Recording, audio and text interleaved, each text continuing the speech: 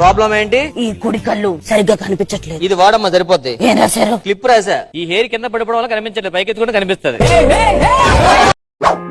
కోడల పిల్ల మా అబ్బాయి కడుపులో ఉండేటప్పుడు నేనేం తినేదాన్నో నేనేం తాగేదాన్నో వాడికి ఇప్పటికీ అవే ఇష్టం. అవే తింటాడు, అవే తాగుతాడు. ఓ ఈ పాడలవాట్లు ఎక్కడి నుండి వచ్చాయా అనుకున్నాను. ఏదైనా అత్తగారు మీరు కడుపుతో ఉన్నప్పుడు కొంచెం మందుకి సిగరెట్లకి దూరంగా ఉండవలసింది. నేనే గనక నీకు అత్తనైతే నీ ఎన్నుపోక ఎరగొట్టి నా నడుకు వడ్డాణం చేయించుకుంటా. ఏ ముసల్దానా, నేనే నీ కోడలైతే నీ పళ్ళు ఒడగొట్టి నా ముక్కుకి బేస చేయించుకుంటాను, జాగ్రత్త. చాలా మంది అడుగుతున్నారు మేము ఇంత హ్యాపీగా ఎట్లున్నామని. భార్య భర్తలు అన్యోన్యంగా ఉండాలంటే మా దగ్గర ఒక మంచి చిట్కా ఉంది. ఏముంది, భార్య కోపం వచ్చిందనుకో భర్త సైలెంట్గా ఉండాలి, భర్త కోపం వస్తే భర్తే సైలెంట్గా ఉండాలి. నేను ఎందుకుండాలి అని అనకుండా నోరు మూసుకొని సైలెంట్ గా ఉండాలి.